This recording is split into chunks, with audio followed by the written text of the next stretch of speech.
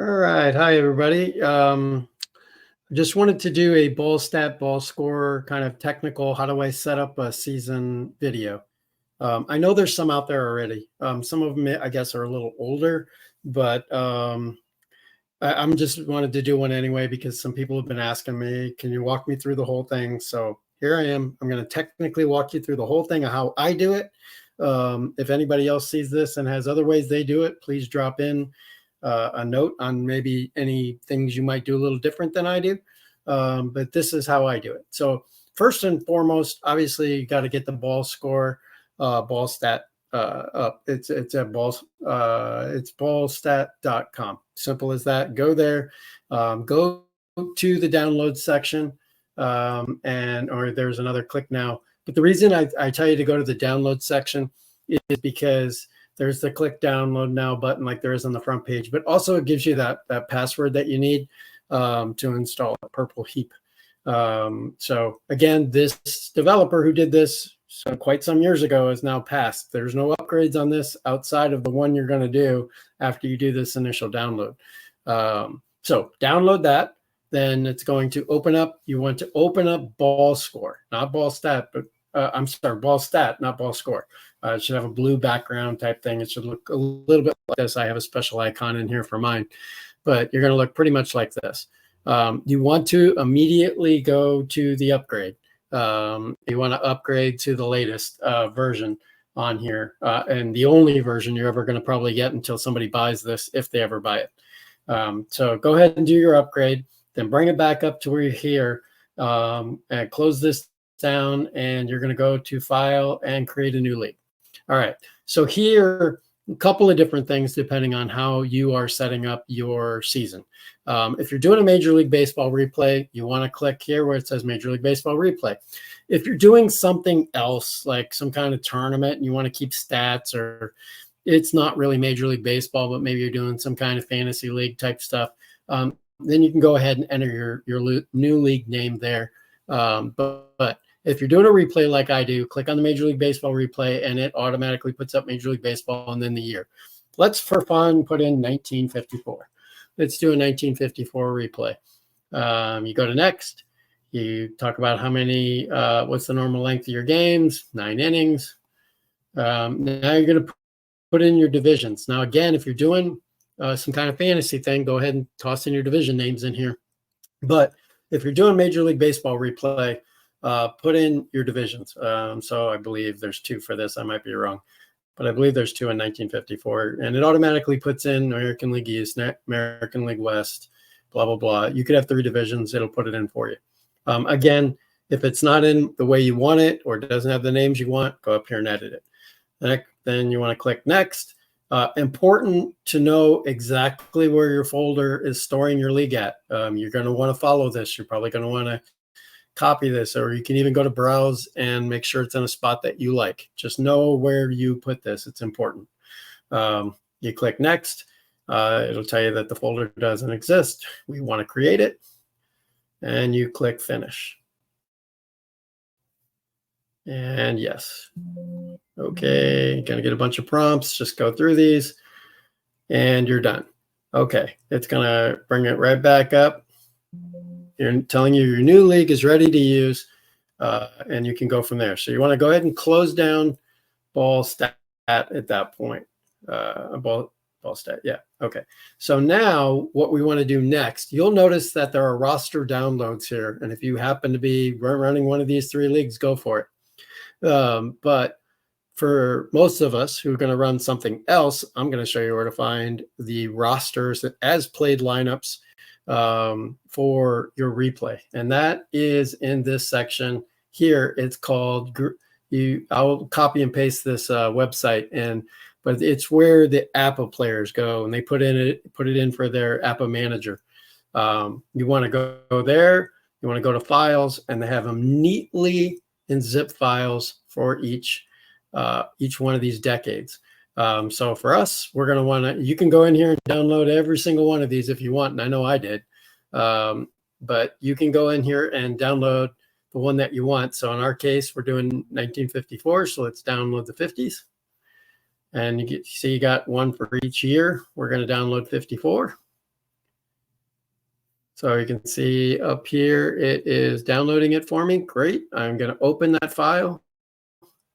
And the file you want, I copy them all, but the only file you really need in this process is this LUF file, the LUF file. But let's just copy them all for just fun. You might use them later. And this is where you need to know where you put your BallScore stuff, your BallStat stuff. So you go to BallStat in my case, and there is my 1954 replay folder already set up for me right there. Let me make this a little bigger. I don't know if it's going to look much bigger, but you're going to go into that 1954 folder. And now you want to go to rosters. And it's empty because we don't have any yet. And we're going to right click and paste our files. Or Control V works as well. Again, make sure that LUF file is in there. You're good to go. All right. Next step that you want to do is you want to go to BallScore. So it's the little red icon. You may have to look it up in your area, but that's the one you want. All right. And this is the screen you're looking for when this comes up. There's other ways to find it under file, but under here is where you want to go. You want to make sure your league is set. For those of you who might have already done one, you need to make sure it's set to the league you want. And you got to grab this league file right down here. It'll be in the league folder. You grab that file, that LGE file. You open it. Yes, and now you see 1954 is my export league. Also, you want to make sure you got your regular season. If you do a off-season statistics, you're going to want to grab that. But right now, we're just in a regular season. You should have version 11, 0813 downloaded after you did your update. So this is what you want for now. And now the best way to work this is you close this out and you immediately go to your schedule and you pick out your first game. So let's just say we're going to do Cleveland at the Yankees. So what we want to do first, I should have left that other scoreboard. Let me bring that back up. Startup menu. Okay. You can go to the file, or you can just go straight to game setup. So I want to discard this notebook. You want to pick your date. So 1954 is what I'm looking for. So we go all the way back to 1954. Let's say the season started. I don't know off the top of my hand. I don't have baseball reference up like I would. Excuse me. But I'm just going to go with April 1st for this presentation. All right. And now from here, a lot of people make the mistake going to load rosters. You don't have them yet. What you want to do is go to tabletop functions down here under F. You want to pick that up. Now, a quick tip of something that I personally do. I think it's pretty cool. Gives a little life to the look and feel of the games when you're playing them. Go to themes first. Click down here. You're not going to see all these. You're going to see all these. But pick out something that's close and then mess with it over here to get it looking like you want. For me, I've done some already, so I've got like almost every team over here. I'm always overriding them, but so for instance, we're going to do the Cleveland Indians here. So there they are. And you'll notice it's got some color changes. The theme is the Indians. So again, you can play with this as much as you want to get it to the color that you want. So you start there in the themes tab. The next tab you want is the tabletop games. Here's where you're going to go to under create, LUF, roster and lineups. You want to click on your LUF file. It should automatically go to it. If not, go to your rosters folder under your season and then find your team. In my case, I need to find the Indians, which is the top one. You click OK. And you want to name it. I did. All right. So we've got the Indians in there. And now if we hit OK, you'll notice after a couple seconds, there is your roster. Now, the only negative about this, and I have never found out why this is, and if anybody knows, please drop it. I don't do enough work on Delphi. I could probably find the answer, but for some reason, relievers are not included in these files. I have no idea why. You had to have had at least one start to get in this file. So the first thing that I do is go in after I get my team separated and everything, is I go in and find out which relievers had no starts, and you have to manually add those players. So that's first. The second thing that I do is I look at all the pitchers, relievers and starters, find my left-handers, and I go in to each player. And let's say Bob Feller, I know, was not a left-hander, but you edit them and you switch them to a left-handed thrower. I do that for all the pitchers. So once your pitchers are done, for me, I never put any ratings or anything for pitchers because they're all right in front of me the entire game. I use a payoff pitch. I use inside pitch. I use it doesn't matter what game I've used. I can't think of one that doesn't have the pitcher sitting in front of you the whole game. So you don't need their ratings on the screen. I don't see the need for. I don't have the ROI to put them in, so I don't. The only thing I do want in is what side of the plate they throw from, and I do pay attention to their batting, especially if they're an older season and the pitchers may be batting or National League for sure. You want to get in your lefty or whether you got an odd switch hitting pitcher. So you put those in. So that's first. That's the first thing that I do before I get started. The second thing that I do after that is to get my hitters situated correctly. So let's take, for instance, Bobby Avila here. I will bring him up. Oop, I don't want to put him in his picture. But I edit the selected player. I go through, make sure I got the throw and bats. The throw doesn't really matter for an individual player, but I make sure I got his batting right. And then I go in, you can see I've already like set some of these ratings already that help me in other games.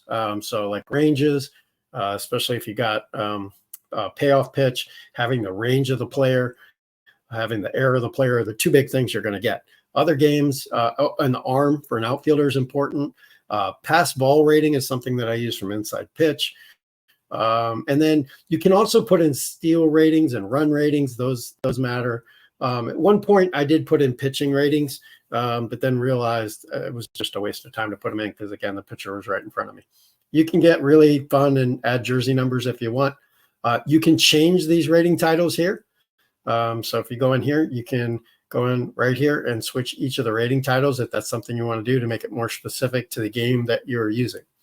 So that's how that's how I set up that first piece of it, between downloading it, getting all that in. It's some work up front, but let me tell you, once the season gets rolling and you got all those players up, it makes a huge difference.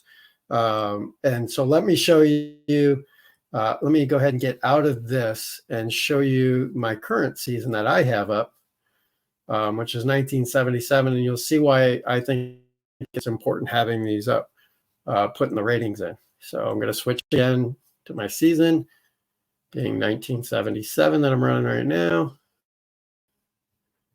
And here's my league. Switch everything over. And let's just pop up a current game that I'm about to play. It's not 1954, so I'm going to have to go back and redo all this again. 1977. And it is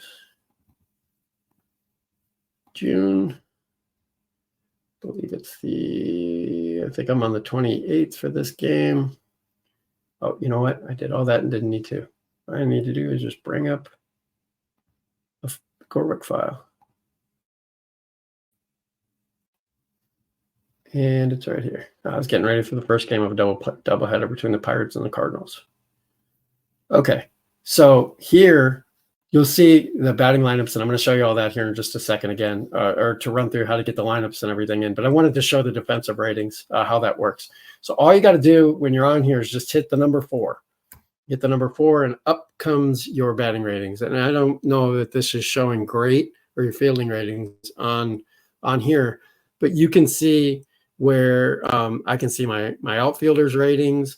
I can see the arms. I can see their errors all right here on it. And if you're doing APA, it's really nice because it brings in your infield rating, which matters to you. APA guys know that matters on how errors are done for the team. It gives you the infield rating. It calculates it for you. It shows who's on, all that stuff helps to see, what's going on in the game. So all that is why I do that. It's so much easier to, I get a ground ball to shortstop, or ground ball to second base, and it's a range check. I don't have to filter through my Cardinals, which I don't have in my hand. I would have the Pirates in my hand. They're batting, and I'd be able to see that Tyson's a B range, and I can move on from there real quick. Or if it's an error, I can quickly see he's the third without running through any of the stuff. The only thing I have to take time for, you'll notice sometimes I have the actual position there. That tells me off the top of my head right away that Kissinger played several positions. His main one was second. So I do have to go look at his card, unfortunately. There's other ways I could fix this, but I haven't. So I know with Kissinger, he's playing shortstop in this game. So if I do have something with short, I will have to go look at his card. Same thing with Mumphrey. He's in center, a normal center fielder. So something hit to him in this game in left field, I'm going to have to go check his ratings because these aren't going to be right. Whereas Scott's are right, Cruz's is right, and Simmons, who played other positions besides catcher, these are right. So just little things that I do to make my game easier. So what do I do if I have, how do I look at the lineups? Those are real easy to do. Let me get out of this game, and I'm going to start another one just to show you.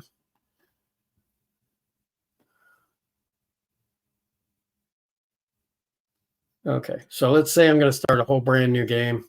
Let's make it for Tuesday the 28th. Doesn't matter. I'm going to pick two teams out of nowhere. Well, once you got all your rosters loaded, you don't have to go there every time, by the way.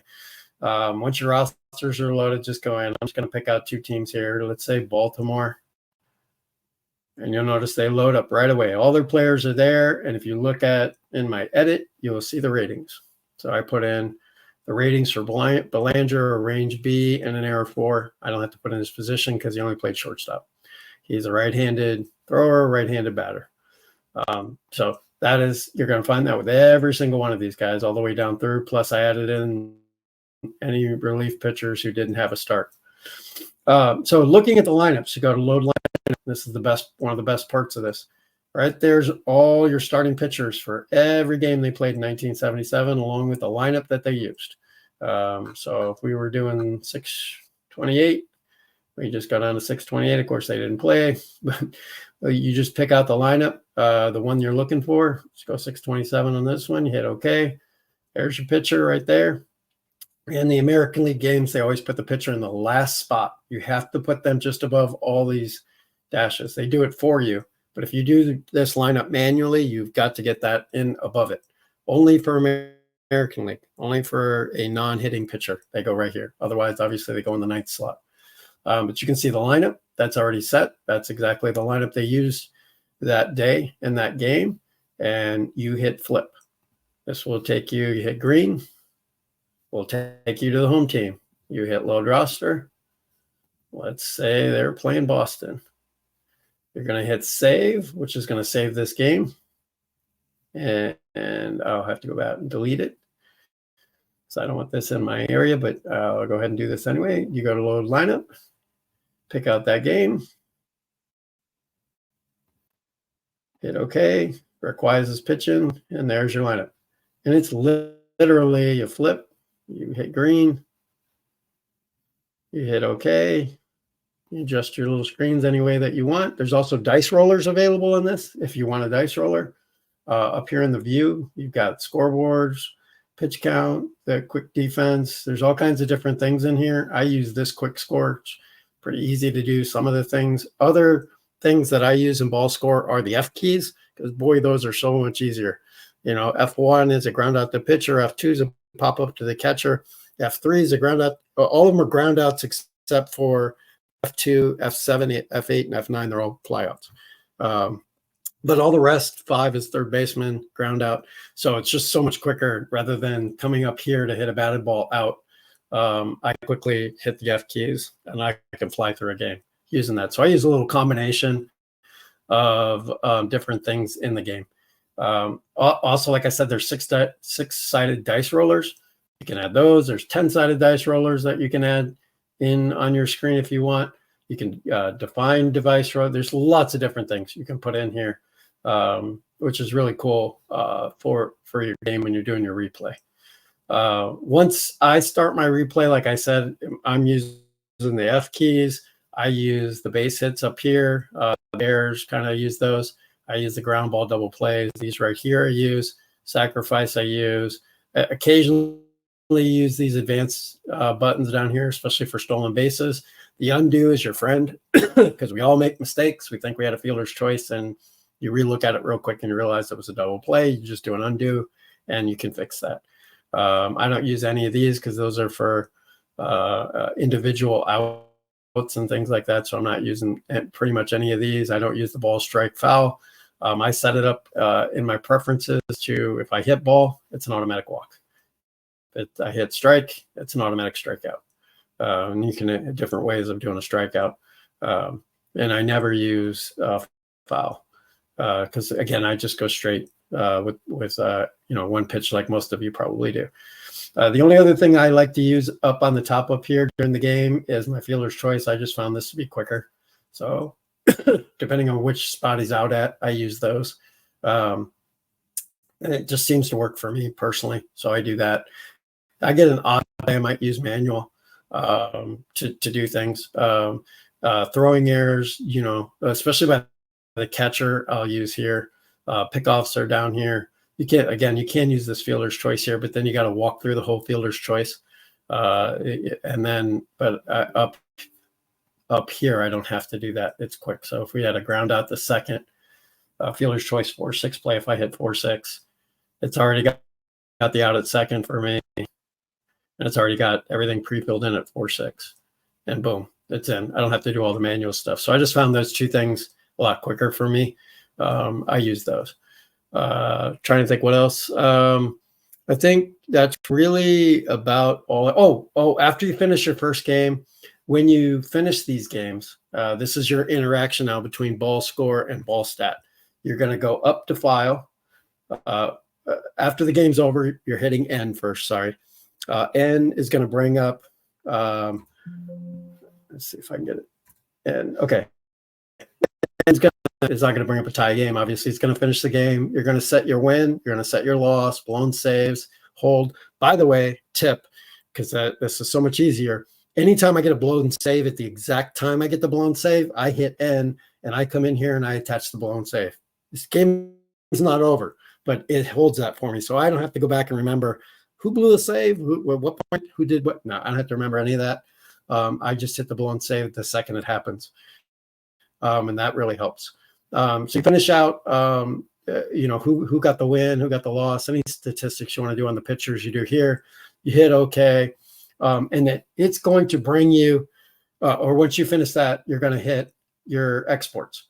You export each team. The first time you do it, it's going to prompt you with a window to put in a 3-letter digit, for Baltimore, BAL, Boston, BOS. And then you also have to put in the home ballpark that each team plays in. So you'll have that in there. And then you also put in what division they play in. So simple stuff. And we use that later. Again, you don't have to do that after every game. You just do it after the first game you play.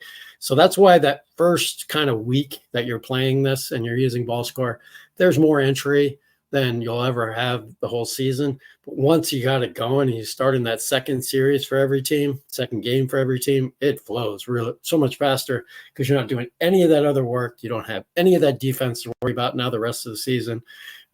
It's all up there. Every pitcher's in there. All your lineups are in, and you just go. You go to town from there. So I think I covered everything I wanted to. There's probably maybe some little things on properties. Let me cover this real quick. There are some different things under the general and a few of these other areas. I already went over the themes on how to do that, and we did the tabletop games. You can also set your scorebook, how often it saves. I set mine to every time I flip it. You can save it to whatever you want. Do not use auto save or save after each play if you want. It's always saving over top of, so you're not going to generate too many logs there. But it's just really up to you how you want to do it. You can play with a lot of these different things and mess around. I really don't change anything. I'm looking through here to see what I change. Here's your function keys. I use that, but that was already in there. I think the biggest thing that I change in here is, I'm trying to find where the strikeout is. Automatically track. It's in here somewhere. Exclude pitch count. I think I put that in there. I think it might have put the pitch count in. I'm not sure. So I excluded that because I'm not doing a pitch count. And yeah, maybe it's not under innings count. Anyway, I think that's pretty much on this one. Folders, self-explanatory. Innings, oh, this is where it's at. Innings and count. Just one strike for a strikeout, one ball for a walk. So I changed these so that I have them. Again, if you anything else you want to change, you can. This little spot here for innings to display, you'll notice it's got 5 innings after the inning excuse me, that I'm currently in. You can change that if you want to that to show up. That's really up to you. I don't see any need for it. Editor, this is to edit reports afterwards. You can change a lot of color schemes of different things if you want in here. You can change the fonts. You can change how big the cells are. You can play around with that if that helps. The pitch tracking system, again, I don't use it because I don't know that anybody uses this, and when this would be if you're at a high school game or something trying to get your kids, tracking all this stuff. And this is, by the way, it is used for that. This is used for Max, which is a big high school stat keeping website. So they do keep an eye on all this stuff. And then you got your auto detect and export settings in here, and I have not messed with these. There's just really no reason again to do so. So that should really cover everything you do. If I missed anything, drop me a note. Or if you have any questions. Again, it's once you get, the hardest thing is the effort in the beginning. It's not rocket science. Nothing I showed you there was rocket science. It's just going to the website. It's downloading the files. It's putting the files in the right place. It's putting a little effort into adding the extra pitchers, the relievers who aren't added there for some odd reason, and then entering your defensive stats, which is an option. You don't have to do that. You can go right at it without it. And then after that, you're loaded and ready to go. All right, that's all I have. Good luck to everybody. I hope this helps you out in your process of doing a replay.